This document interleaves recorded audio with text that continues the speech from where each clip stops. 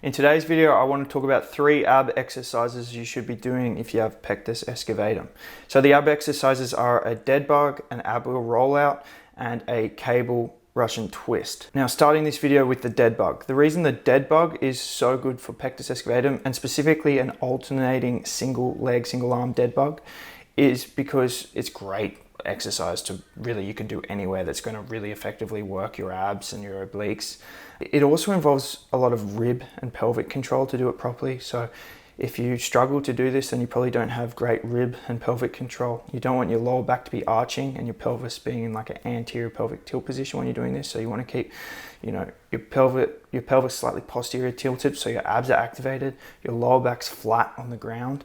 If you can't do that, then it's an indicator that you don't have that good control, and therefore that whole pot belly rib flare look is probably going to be accentuated, and you won't have the ability to use your abs and your obliques and stand in good posture and not have that anterior pelvic tilt.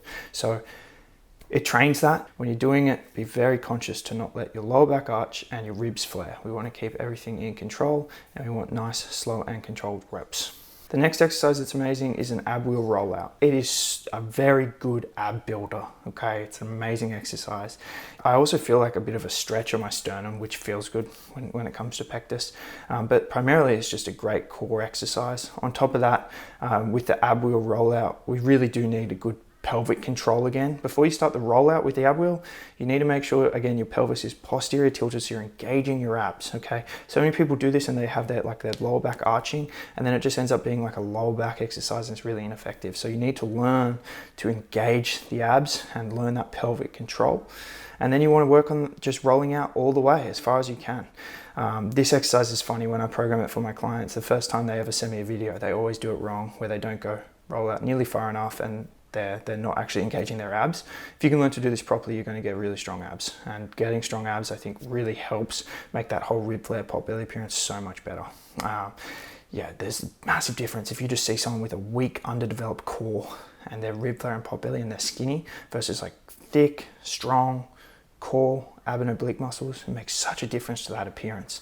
And by doing these exercises, you develop an ability to control the ribs. And I think it's important to have like an ability to just slightly tense your ribs, and that makes the pectus look instantly better as well. And so many people can't do that. They don't have like that mind to muscle connection with their ribs or with their pelvis even to like hold themselves in a better posture. They don't know how to activate these muscles, which is not good, and we need to train to improve that. The other exercise is a cable oblique twist.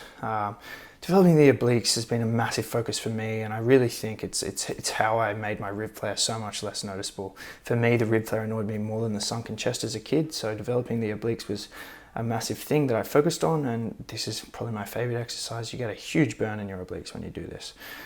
So again, when you're doing this, make sure you're focusing your mind-to-muscle connection on your obliques, because you can do this poorly and just not really be training anything. The weight should be heavy to the point where you're really having to challenge yourself to rotate and twist, but you also want to be not too heavy where you're then using your arms and your other muscles. You want it to be really isolating the abs and the obliques when you're doing this exercise. So anyway, these are my top 3 probably ab exercises in general for pectus, if you can master them and do them properly. When it comes to programming for my clients, like I program hundreds of ab exercises: flutter kicks, hollow holds, hollow rocks, planks, side planks. Planks and side planks would have to be up there in my top ab exercises as well. I've talked about them a lot.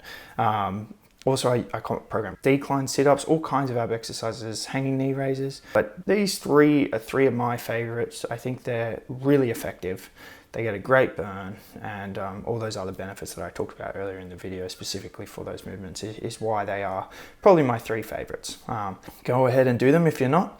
And if you want personalized advice, you should book a strategy call with me at fixpectus.com. Then I can meet you, see your case of pectus, and determine a strategy for you to overcome it.